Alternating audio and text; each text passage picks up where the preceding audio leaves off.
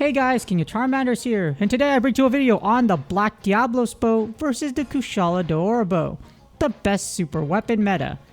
This video explores the two current super weapons in Monster Hunter Now. A super weapon by my definition are weapons that do the most damage regardless of weapon type for either raw or their respective element. Here's an example. Black Diablos Bow is the strongest raw weapon currently in Monster Hunter Now. No other raw weapon in the game will beat it. We'll compare how each weapon does in multiple scenarios. Alright, let's jump right into it. Here we have the Cera Coilbender versus the Daora Sagittari. And here's the charge level analysis. So the Black Diablos Bow and the Kushala Bow are currently the only two bows in the game with a charge level 3 that deals damage level 4, which is 2 charge blinks instead of 3. And this actually matters a lot. The Black Diablos Bow only has Pierce at charge level 3 and charge level 4. So if you look right here where the box is, at charge level 3 and at level 4, Cera Coilbender only has Pierce. So it only has literally Pierce across the board. While the Kushala Bow has a spread level 4 at charge level 3 and Pierce level 4 at charge level 4. So it has two different types at the last two charge levels. In terms of flexibility, the Kushala Bow wins because of its ability to do multiple shot types of level 4 damage. At charge level 3, you have spread level 4, so you could fire at close range. If the monster happens to get farther from you, you can go ahead and just do one extra charge at charge level 4 and fire Pierce level 4. So it has a lot of ability to play at range, and that makes the Kushala Bow incredibly interesting and incredibly powerful. In addition, both weapons still allow you to be more defensive and reposition faster due to charge level 3. This allows you to charge sidestep faster and stay in maximum damage range. So only 2 blinks, you can fire at charge level 3. So what you do is you tap and hold once, and then you could swipe to charge sidestep, and then you will fire a level 4 with only 2 blinks. At 3 blinks, you have to wait for 2 blinks and then charge sidestep, which is huge as far as repositioning and just getting into range and positions for damage. However, it's worthy to note that the Black Diablos Bow does have minus 30% affinity, which is a 30% chance to do 25% less damage. So that negative affinity can take into play during battles, and we're going to take a look at that versus the other build / damage when we do our next and future analysis. The rest of the bows currently in the game require you to be at charge level 4 in order to do damage level 4, making them much slower than the super weapons. So you have to wait for 3 blinks, so you have to do, like I mentioned before, you have to wait for 2 blinks and then you can swipe to do a charge sidestep. This matters a lot in a lot of different situations, especially if the monster is attacking you. Remember, when it comes to all weapons, monsters aren't just going to sit there and let you attack them. They are going to hit you back, or potentially yeet you before you even have a chance to attack them, especially at 8-star monsters and above. Next up, we're going to compare the Cera Coilbender versus the Daora Sagittarrii's damage analysis. We will now compare the damage difference between the two super weapon bows versus elemental weak and non-elemental weak monsters. At the top, we have non-elemental weak, and at the bottom, we have elemental weak.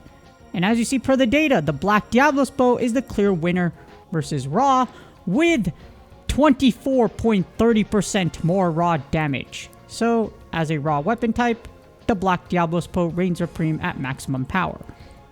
However, when it comes to ice elemental weak monsters, the Kushala Bow flips the script with nearly 25% more damage. 24.93% to be exact. If we round that up, that's 25%. That's a lot of damage. So, of course, against, again, ice weak monster, the Kushala Bow just absolutely rips the Black Diablos Bow in half. Well, not in half, a quarter to be exact, and then takes its soul and then takes a quarter of it. This data includes the compensation thanks to charge level 3 at damage level 4. So thanks to MHN.Quest, we can compensate and add more damage. And using the charge level 3, you could shoot arrow level 4, calculating time saved as compensation. So it's great that this tool can calculate that, and it's pretty accurate on how much damage these two bows can actually do against, again, raw and elemental weak monsters. Moving on, we have the super weapons versus the rest of the bow meta at grade 10.5 damage. For this comparison, we will assume maxed weapon strength at grade 10.5. Here we compare the super weapons to the rest of the bow meta.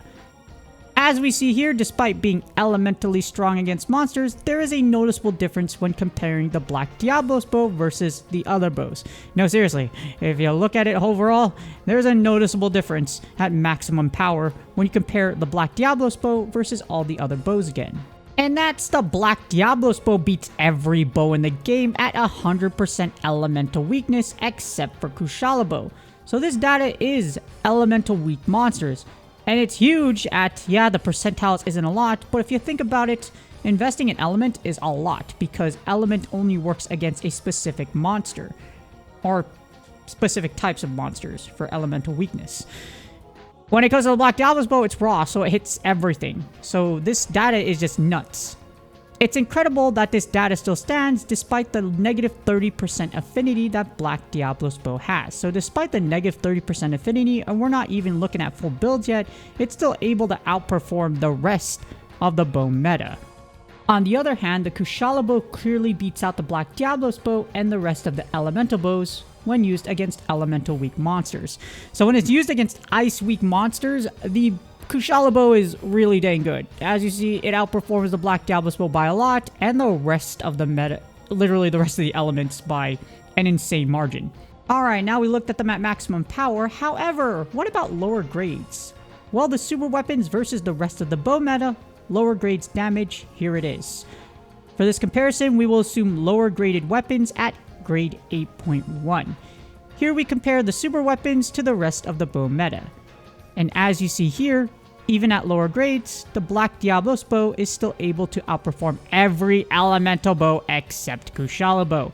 No, it's actually pretty nuts. If you look at the comparison before, at full power versus now, the Black Diablos Bow is still really good. And what's even more noteworthy is that the Black Diablos Bow performs better at lower levels when compared to the rest of the elemental bows. It's not by a lot, not by a huge margin, but that percentage goes up. So it's pretty nuts at how lower levels the Black Diablos Bow is not only still more powerful, it's even more powerful. And this is even taking the negative 30% affinity into account. So you're going to do less damage if that negative affinity procs, if for the Black Diablos Bow. Moving on, we will now compare the super weapons versus the rest of the bow meta at maximum power. So this is a max build at grade 10.5. For this comparison, we will assume the best builds at grade 10.5 for all these weapons and their full builds. As we see here, the damage is a lot closer with full builds, but Black Diablos Bow still beats a majority of the bow meta. No, seriously, Legiana barely beats it. We know Kushala beats it. But at full power with full builds, max grade, literally the Legiana Bow barely beats Black Diablos. And sure, it's close with the rest of them, but it's still incredible just because, again, Black Diablos is a raw weapon. On the other hand, the Kushala Bow is insanely strong with a full build versus the other elements when used against elemental weak monsters. No, seriously, it's incredibly powerful. Look at it. 28% above Black Diablos Bow at full build, and 34% if you do the math and put it together against Barrieth. That's huge. And this makes Kushala Bow the best ice meta weapon in the game, beating out Legiana and Barrieth by a huge amount of damage. That's when you see a very noticeable difference, that huge amount of damage, and also that's not even taking consideration, again, charge sidestepping and being able to maintain your positioning and stay in max damage range. Alright, on to the next one, and now we have the super weapons versus the rest of the bow meta lower grade builds.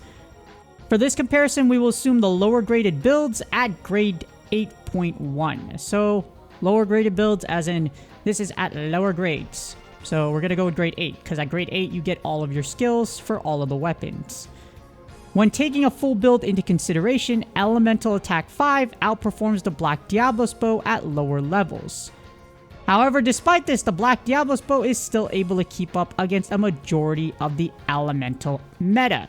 So if you look right here, yeah, Black Diablos is at the bottom, but outside of the Legia of the Kushala Bow, the Devil Joe Bow, and the Rathalos Bow, it still is able to keep up with a majority. So Legiana, Zinogre, Koropuke Puke, and Barrieth. Look at those margins. It's still able to keep up against a majority of them.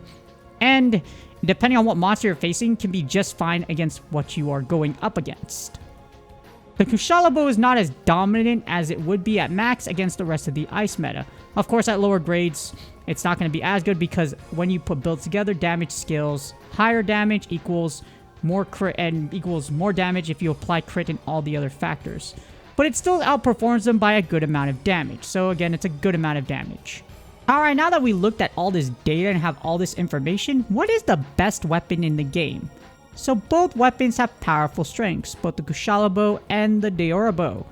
But the Black Diablos Bow is the clear winner of still being the best current weapon in the game. This is because Black Diablos Bow can be used effectively for all monsters as it is raw. Raw means everything, so it can blast through everything regardless of no matter what element the monster has. The Kushala Bow is still okay for use for raw damage, but it doesn't nearly have as much stopping power as Black Diablos does. So Black Diablos has incredibly high raw damage even with the negative affinity, and that's what makes it beat the Kushala Bow. And the Black Diablos Bow also has Part Breaker level 1 at grade 8, allowing you to stun monsters by breaking their parts. If you have used this weapon, or if you have used Part Breaker level 1, even 1 level is huge, because it can do a lot and break parts and get you those Wyvern Gem Shards if you're chasing those Wyvern Gem Shards. With that being said, should you still build the Kushala Bow? Of course you should. Of course the Kushala Bow is the best ice elemental weapon in the game, so it is still worth building. If you get good enough, the Kushala Bow can also be used against all monsters because of the high raw damage. So it doesn't have nearly as much as Black Diablos Bow, but if you get good enough at it and you don't have the Black Diablos Bow built, well, if you go straight for the Daora Bow and use its spread damage with raw, it's incredibly strong still. In fact, if it weren't for the Black Diablos Bow having such high damage and a great weapon skill, the Kushala Bow could beat it and could arguably be better than the Black Diablos Bow. And the Kushala weapons still have powerful skills with Hunter's Unity level 1 and Windproof level 2 at grade 8. So it's perfect for taking on Elder Dragons and may be vital for the next Elder Dragon coming up in a few weeks.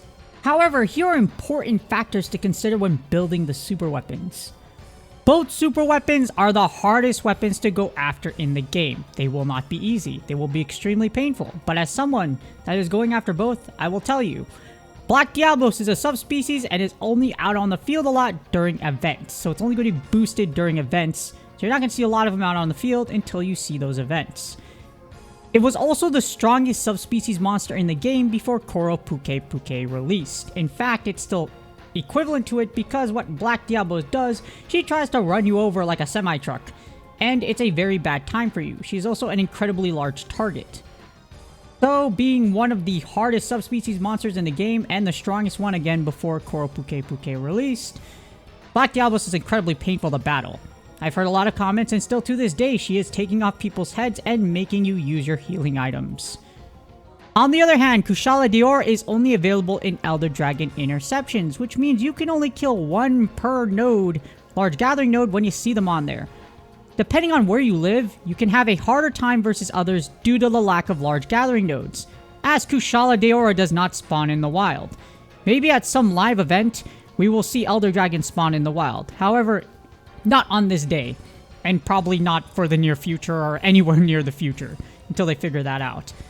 But as someone that has played in Japan, Singapore, really overpowered areas, it's nuts to see just how much of an advantage places like Japan, where you have an enormous amount of large gathering nodes, have versus those in America. Like where I live, like having been to Japan, having been to Singapore, been to a lot of places with overpowered areas, it is a huge difference in compared to what I used to be. And I've been to rural areas, I've been to urban areas which aren't as big as high population areas. That's where I founded the Pokemon Go community down there. It's definitely not as good as here. Wyoming has nothing on California. But no matter where you live, if you put in the hard work and effort to build both of these super weapons, you will be one of the strongest hunters in Monster Hunter now. I have the Black Diablos Bow maxed out already. I have it at a full Drift Smelt build, and I'm very close to getting the Kushala Bow at grade 10.5 and getting it to a full Drift Smelt build. So I can say, as one of the creators that has both, that they're extremely powerful, and I can really accurately tell what the meta is the most powerful weapons in the game. If you're using meta, great on you because you're not wasting your time. If you aren't using it and you hate on it, it's because you likely don't have it or you're too lazy to go after it. That's just what it is. But if you are one of those really committed hunters and you really want the best of the best, and you really want to use the best of the best and know what it feels like, then go after these two super weapons. In closing, hopefully this video helped you learn something new about the two super weapons in Monster Hunter now. Remember, the Cera Coilbender, the Black Diablos Bow, and the Daora's Sagittari, which is the Kushala Bow, are extremely difficult to build, but are worth it in the end. They're like that for a reason. Monster Hunter now rewards you for the effort and hard work you put into the game. It causes you to spend less potions, and you will absolutely wipe and destroy monsters within seconds, and they will be much less difficult for you to fight, and you will be a better player overall. And again, Monster Hunter now rewards players for hard work and effort. Please do me a huge favor, like, subscribe, and comment for the YouTube algorithm. Good luck on all your drops. Hopefully you're getting all those Daora horns if you're going after the Kushala Bow right now, because it could be really painful. As someone that has over 100 Kushala slain, yeah, it can be really painful. But regardless, good luck on your drops, good luck on all your grinds, and I will see y'all on the next video.